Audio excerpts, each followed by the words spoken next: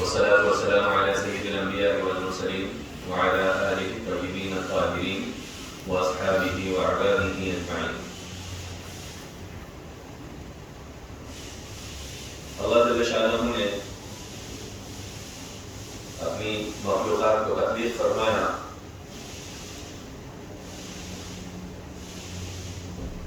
تو مخلوق پر جو انعامات جو اکرام کیے ہیں اس کے حساب و کتاب کے لیے اللہ جل شانہ نے ایک چیز کو ان پر مقرر کیا ہے جس کو موت کہتے ہیں.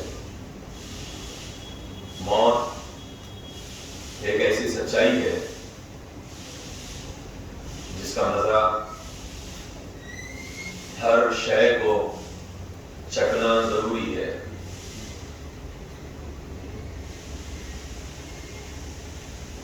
حدیث پاک میں آتا ہے، حضرت برا رضی اللہ عنہ فرماتے ہیں کہ ہم حضور اقدس صلی اللہ علیہ وسلم کے ساتھ ایک جنازے کے دفن میں شریک ہوئے.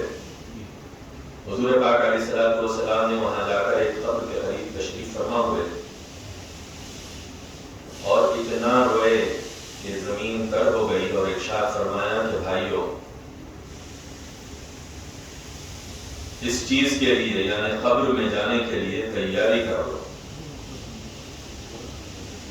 قبر میں جانے کے لیے تیاری کر لو. قبر کی تیاری سب سے پہلی چیز ایمان ہے.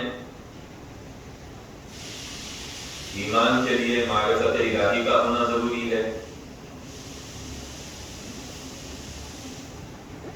حضرت شقیق بن ابراہیم رحمۃ اللہ علیہ فرماتے ہیں کہ آدمی 4 چیزوں میں زبان سے تو میری موافقت کرتے ہیں اور عمل سے مخالفت کرتے ہیں.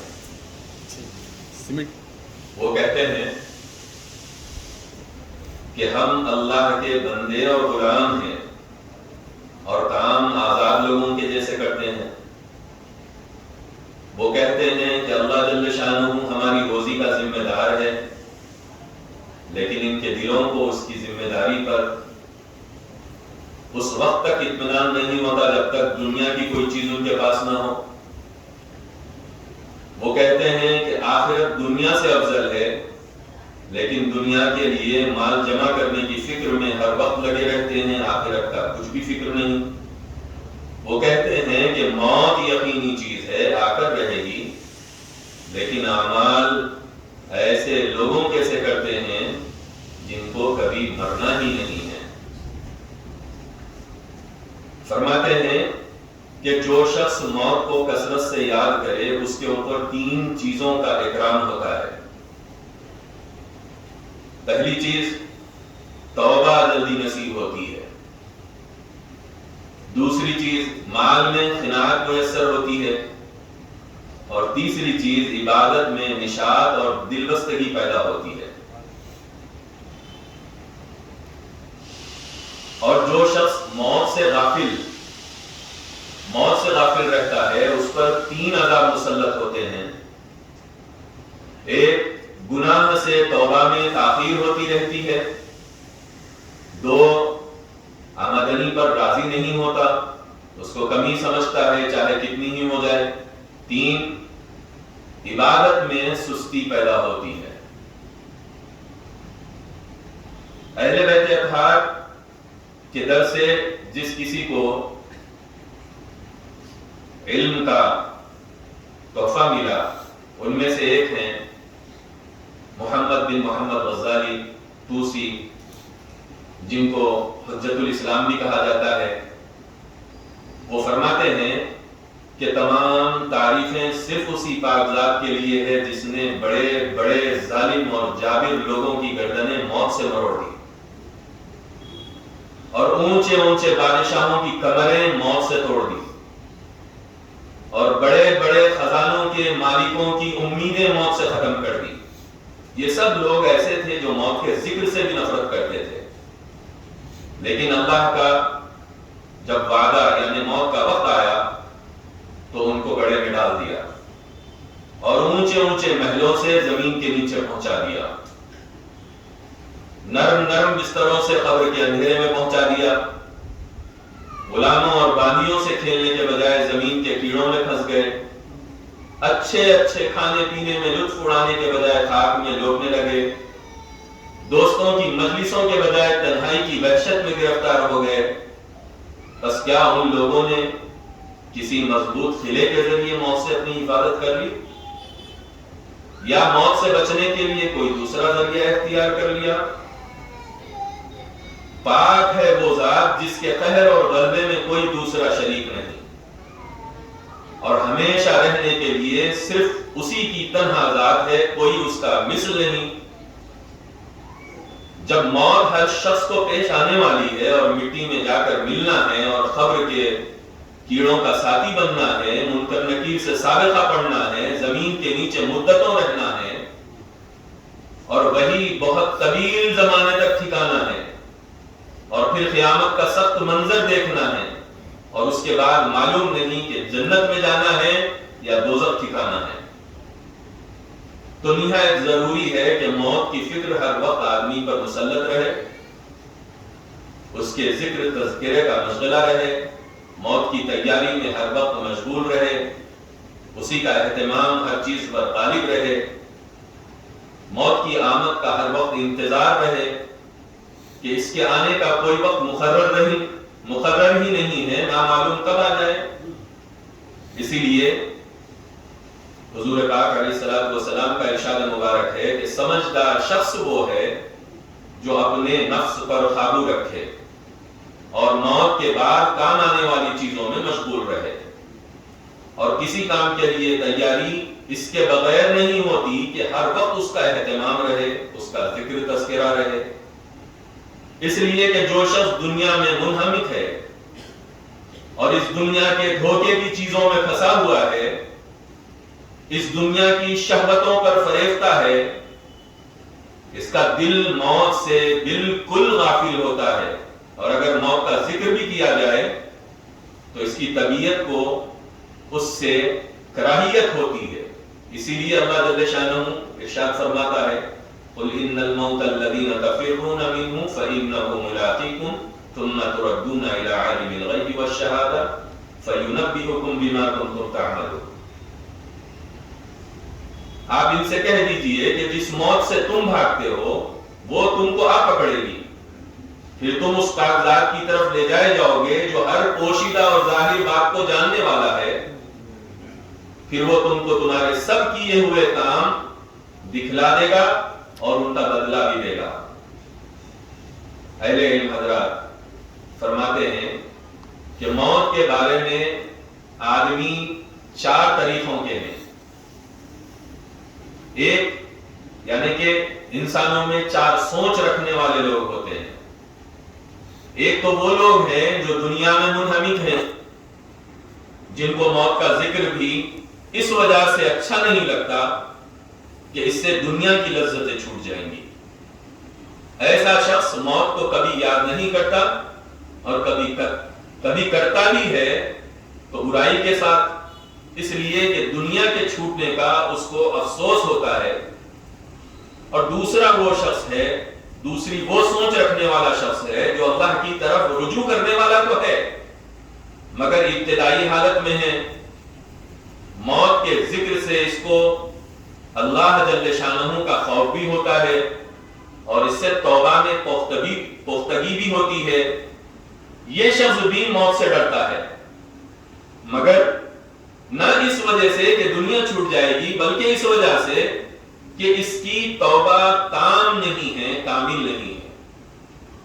یہ بھی ابھی مرنا نہیں چاہتا تاکہ اپنے حال کی اصلاح کر لے اور اس کے فکر میں لگا ہوا رہے، تو یہ شخص موت کے ناپسند کرنے میں معذور ہے۔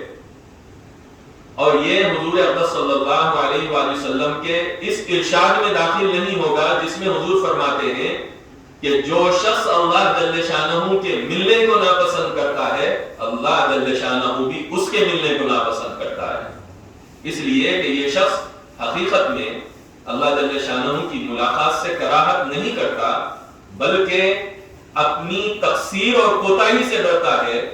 اس کی مثال اس شخص کی سی ہے جو محبوب کی ملاقات کے لیے اس سے پہلے کچھ تیاری کرنا چاہتا ہو، تاکہ محبوب کا دل خوش ہو۔ البتہ یہ ضروری ہے کہ یہ شخص کی تیاری میں ہر وقت مشغول رہتا ہو، اس کے سوا کوئی دوسرا مشغلہ اس کو نہ ہو۔ اگر یہ بات نہیں ہے تو پھر یہ بھی پہلے ہی جیسا ہے، یہ بھی دنیا میں منہمک ہے۔ تیسرا شخص وہ ہے جو عارف ہے،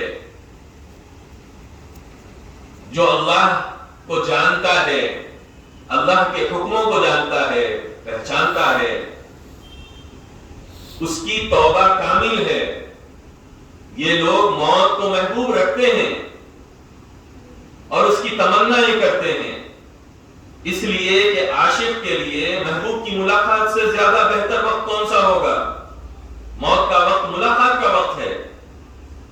عاشق کو وصل کے وعدے کا وقت ہر وقت خود ہی یاد رہا کرتا ہے، وہ کسی وقت بھی اس کو نہیں بھولتا۔ یہی لوگ ہیں جن کو موت کا جلدی آنے کی تمنائیں کرتے ہیں، وہ اسی افسوس میں قلق میں رہتے ہیں کہ موت آ ہی نہیں چکتی کہ اس معاصی کے گھر سے، یعنی اس دنیا سے جلدی خلاصی ہو، جلدی چھٹکارا ملے۔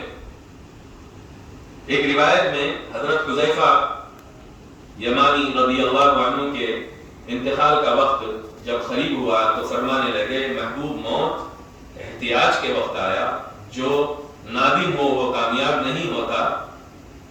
یا اللہ تجھے معلوم ہے کہ ہمیشہ مجھے فقر غنا سے زیادہ محبوب رہا اور بیماری صحت سے زیادہ پسندیدہ رہی اور موت زندگی سے زیادہ مرغوب رہی، مجھے جلدی سے موت عطا کر دے کہ تجھ سے ملو۔ یہ عرفاء ہیں، چوتھی قسم، چوتھی سوچ والے لوگ، یہ سب سے اونچے درجے کے لوگ ہیں۔ یہ درجہ سب سے اونچا ہے کہ ان لوگوں کا یہ درجہ ہے جو اللہ جل شانہ کی رضا کے مقابلے میں تمنا بھی نہیں رکھتے۔ وہ اپنی خواہش سے اپنے لیے نہ موت کو پسند کرتے ہیں نہ زندگی کو۔ یہ عشق کی انتہا ہے، یہ رضا و تسلیم کے درجے کو پہنچے ہوئے ہیں۔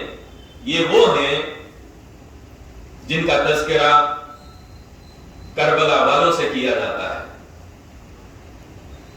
یہ وہ مقام والے لوگ ہیں جو سب سے اونچے درجے کے لوگ ہیں، جو اللہ جل شانہ کی رضا کے مقابلے میں تمنا بھی نہیں رکھتے۔ وہ اپنی خواہش سے نہ اپنے لیے موت کو پسند کرتے ہیں نہ زندگی کو۔ یہ عشق کی انتہا میں، اللہ کی رضا میں، اللہ کے ہر فیصلے کو تسلیم کرنے میں اس درجے پر پہنچے ہوئے ہیں۔ بہرحال موت کا ذکر ہر حالت میں موجب اجر و ثواب ہے کہ جو شخص دنیا میں منہمک ہے اس کو بھی موت کے ذکر سے اس کی لذتوں میں کمی آئے گی اور کچھ نہ کچھ تو دنیا سے بعد پیدا ہو ہی جائے گا۔ اسی لیے حضور اقدس صلی اللہ علیہ وآلہ وسلم کا ارشاد مبارک ہے کہ لذتوں کو توڑنے والی چیز موت کو کثرت سے یاد کیا کرو، یعنی اس کے ذکر سے اپنی لذتوں میں کمی کیا کرو تاکہ اللہ جل شانہ کی طرف رجوع ہو سکے، تاکہ دل اللہ جل شانہ کی یاد میں مشغول ہو سکے۔ ایک حدیث میں حضور پاک علیہ الصلوۃ والسلام کا ارشاد ہے کہ اگر جانوروں کو موت کے متعلق اتنی معلومات ہوں جتنی تم لوگوں کو ہے تو کبھی کوئی موٹا جانور تم کو کھانے کو نہ ملے کہ وہ تمام جانور موت کے خوف سے دبلے ہو جائیں۔ حضرت عائشہ صدیقہ رضی اللہ تعالی عنہ حضور اقدس صلی اللہ علیہ وسلم سے دریافت فرماتی ہیں کہ کوئی شخص بغیر شہادت کے بھی شہیدوں کے ساتھ ہو سکتا ہے؟ حضور اقدس صلی اللہ علیہ وسلم نے ارشاد فرمایا کہ جو شخص 25 مرتبہ روزانہ اللہم بارک لی فی الموت و فی ما بعد الموت پڑھے وہ شہیدوں کے درجے میں ہو سکتا ہے۔ اور ان سب فضیلتوں کا سبب یہی ہے کہ موت کا کثرت سے ذکر کرنا اس دھوکے کے گھر سے بے رغبتی پیدا کرتا ہے اور آخرت آخرت کے لیے تیاری پر آمادہ کرتا ہے. اور موت سے غفلت دنیا کی شہوتوں اور لذتوں میں انہماک پیدا کرتا ہے. ایک صحابی رسول کو حضور اقدس صلی اللہ علیہ وآلہ وسلم نے وصیت فرمائی کہ موت کا ذکر کثرت سے کیا کرو، یہ تمہیں دوسری چیزوں میں رغبت سے ہٹا دے گا. ایک اور حدیث میں ہے کہ موت کو کثرت سے یاد کرو، جو شخص موت کا کثرت سے ذکر کرتا ہے اس کا دل زندہ ہو جاتا ہے اور موت اس پر آسان ہو جاتی ہے. ایک صحابی نے عرض کیا یا رسول اللہ مجھے موت سے محبت نہیں ہے، کیا علاج کروں؟ حضور پاک علیہ الصلوۃ والسلام نے فرمایا تمہارے پاس کچھ مال ہے؟ انہوں نے عرض کیا کہ جی حضور ہے. فرمایا اس کو آگے چلتا کر دو، اس کو آگے بھیج دو. آدمی کا دل مال سے لگا رہتا ہے، جب اس کو آگے بھیج دیا جاتا ہے تو خود بھی اس کے پاس جانے کو دل چاہتا ہے، اور جب پیچھے چھوڑ جاتا ہے تو خود بھی اس کے پاس رہنے کو دل چاہتا ہے. ایک اور حدیث میں ہے کہ جب 2/3 رات گزر جاتی تو حضور پاک علیہ الصلوۃ والسلام فرماتے لوگو اللہ کو یاد کر لو، اللہ کو یاد کر لو، ان قریب قیامت کا زلزلہ پھر سور پھونکنے کا وقت آ رہا ہے، اور ہر شخص کی موت اپنی ساری سختیوں سمیت آ رہی ہے. حضرت کعب رضی اللہ تعالیٰ عنہ فرماتے ہیں کہ جو شخص موت کو پہچان لے اس پر دنیا کی ساری مصیبتیں آسان ہیں. جو شخص موت کو پہچان لے اس پر دنیا کی ساری مصیبتیں آسان ہیں. حضرت اشعث رحمۃ اللہ علیہ کہتے ہیں کہ ہم حضرت حسن بصری رضی اللہ عنہ کے پاس جب بھی حاضر ہوتے جہنم کا اور آخرت کا ذکر کرتے. ایک عورت نے حضرت عائشہ رضی اللہ تعالی عنہ سے اپنے دل کی خساوت کی شکایت کی، دل کی سختی کی شکایت کی. حضرت عائشہ نے فرمایا موت کا تذکرہ کثرت سے کیا کرو، دل نرم ہو جائے گا. انہوں نے ایسا ہی کیا. اس کے بعد حضرت عائشہ کے پاس آئیں اور ان کا بہت بہت شکریہ ادا کیا. حضرت امام غزالی رحمۃ اللہ علیہ فرماتے ہیں کہ موت کا معاملہ نہایت خطرناک ہے اور لوگ اس سے بہت غافل ہیں.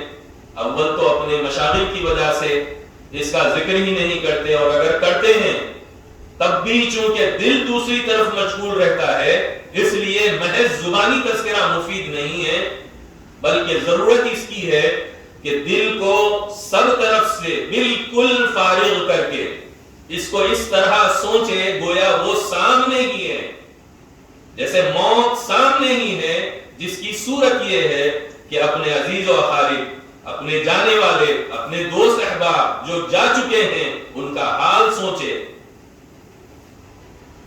کیونکہ کیوں ان کو ڈولے میں لے جایا گیا، مٹی کے نیچے دبایا گیا، ان کی صورتوں کا، ان کے اعلیٰ منصوبوں کا خیال کرے اور یہ غور کرے کہ اب مٹی نے کس طرح ان کی اچھی صورتوں کو پلٹ دیا ہوگا، اور کس طرح بچوں کو یتیم، بیویوں کو بیوہ اور عزیز و اقارب کو روتا چھوڑ کر چل دیے.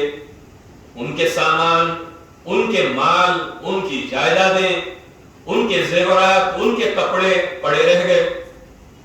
یہی حشر ایک دن میرا بھی ہوگا. کس طرح وہ مجلسوں میں بیٹھ کر قہقہے لگاتے تھے، آج خاموش پڑے ہیں. کس طرح دنیا کی لذتوں میں مشغول تھے، آج مٹی میں ملے پڑے ہیں. کیسے موت کو بھلا رکھا تھا، آج اس کے شکار ہو گئے. کس طرح جوانی کے نشے میں تھے، آج کوئی پوچھنے والا بھی نہیں ہے. کیسے دنیا کے دھندوں میں ہر وقت مشغول رہتے تھے، کیسی تدبیریں سوچتے تھے، برسوں کے انتظام سوچتے تھے. حالانکہ موت سر پر تھی، مرنے کا دن قریب تھا، مگر انہیں معلوم نہیں تھا کہ آج رات کو میں نہیں رہوں گا. یہی حال میرا ہے. آج میں اتنے انتظامات کر رہا ہوں، کل کی خبر نہیں کیا ہوگا. آگاہ اپنی موت سے کوئی بشر نہیں، سامان 100 برس کا پل کی خبر نہیں. امام غزالی فرماتے ہیں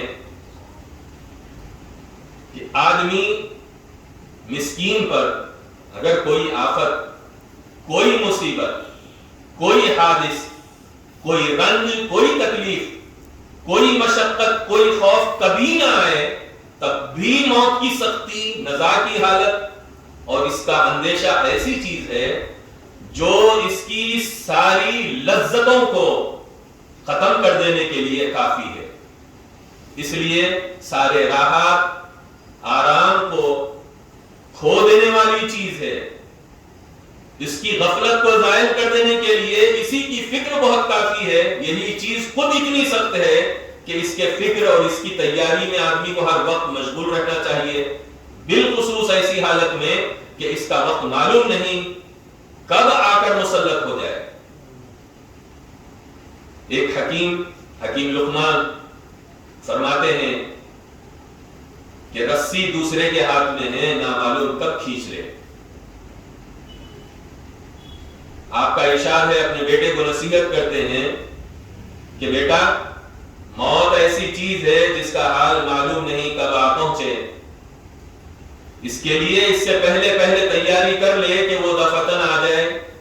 اور واقعی بڑی تعجب کی بات ہے کہ اگر آدمی انتہائی لذتوں میں مشغول ہو، لہو و لعب کی اونچی مجلس میں شریک ہو، اور اس کو یہ معلوم ہو جائے کہ ایک سپاہی اس کی تلاش میں، اس کی گرفتاری کا وارنٹ لیے ہوئے وہ آج کل میں اس کو گرفتار کر لے گا، تبھی یہ سنتے کے ساتھ ہی ساری لذتیں ختم ہو جائیں گی، رات کی نیند اڑ جائے گی۔ حالانکہ اس کو معلوم ہے کہ ملک الموت، موت کا فرشتہ ہر وقت اس پر مسلط ہے، اور موت کی سختیاں جو ہزاروں کروڑوں سے بڑھ کر ہیں اس پر مسلط کرنے والا ہے، پھر بھی ہر وقت اس سے غافل رہتا ہے۔ یہ جہالت اور غرور کی انتہا نہیں تو اور کیا ہے۔ حقیقت یہ ہے کہ موت کی سختی کا حال وہی جانتا ہے جس پر موت گزر چکی ہے، دوسرے کو اس کی سختی کا حال معلوم نہیں ہوتا۔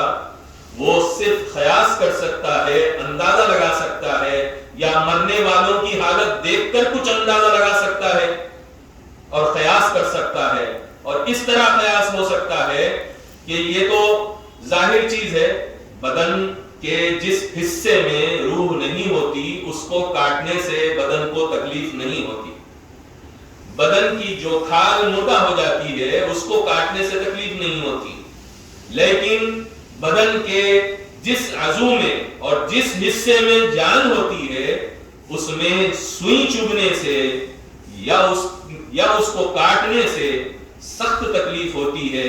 بس بدن کے جس حصے پر کوئی زخم ہوتا ہے یا اس کو کاٹا جاتا ہے یا وہ بدن کا وہ حصہ جل جاتا ہے تو اس سے تکلیف اس وجہ سے پہنچتی ہے کہ روح کو اور زندگی کو اس حصے بدن سے تعلق ہوتا ہے، اس تعلق کی وجہ سے اس حصے کے ذریعے سے روح پر اثر پہنچتا ہے، اور روح سارے بدن میں پھیلی ہوئی ہے تو ہر ایک عضو میں اس کا بہت تھوڑا سا حصہ اثر کیے ہوئے ہے، اور جتنا حصہ اس عضو میں ہے اس کے بقدر روح کو تکلیف پہنچتی ہے۔ جو بہت تھوڑا سا حصہ ہے لیکن جو تکلیف اعضاء کے بجائے براہ راست ساری روح کو پہنچے، جو موت کے وقت ہوتی ہے، اس کا اندازہ اسی سے ہو سکتا ہے کہ کتنی ہوگی، اس لیے کہ موت براہ راست ساری روح کو کھینچتی ہے جو بدن کے سارے اعضاء میں پھیلی ہوئی ہے۔ اس لیے بدن کا کوئی حصہ بھی ایسا نہیں ہوتا جس میں اتنی ہی تکلیف نہ ہو جتنی کہ اس حصے کے کاٹنے میں ہوتی ہے۔ اس لیے کہ کسی عضو کے کاٹنے سے اس وجہ سے تکلیف ہوتی ہے کہ روح اس سے جدا ہوتی ہے، اور اگر وہ مردہ ہو، اس میں روح نہ ہو تو اس کے کاٹنے سے ذرا بھی تکلیف نہیں ہوتی۔ بس جب روح کے ذریعے سے روح کے ذرا سے حصے کے جدا ہونے سے اتنی تکلیف ہوتی ہے، تو جب ساری روح کو بدن کے تمام حصوں سے کھینچا جائے گا تو ظاہر ہے کہ کتنی تکلیف ہوگی۔ لیکن بدن کا اگر ایک حصہ کاٹا جاتا ہے تو روح کا بقیہ حصہ سارے بدن میں موجود ہوتا ہے، وہ اس وقت خبی ہوتا ہے، اس لیے آدمی چلاتا ہے، تڑپتا ہے، مگر جب ساری روح کو نکالا جاتا ہے، کھینچا جاتا ہے، تو اس میں ذات کی وجہ سے اتنی قوت نہیں رہتی کہ وہ کراہنے سے کچھ آرام پا لے۔ البتہ اگر بدن خبی ہوتا ہے تو اس کے بقدر سانس کے اکھڑنے کے وقت اس میں آواز پیدا ہوتی ہے جو سنائی دیتی ہے۔ قوت نہیں ہوتی تو یہ بھی پیدا نہیں ہوتی۔ اس کے نکلنے کے بعد ہر عضو آہستہ آہستہ ٹھنڈا ہونا شروع ہو جاتا ہے۔ سب سے پہلے پاؤں ٹھنڈے ہوتے ہیں، اس لیے کہ روح پاؤں کی طرف سے سب سے پہلے کھینچی جاتی ہے اور وہاں سے نکل کر منہ کے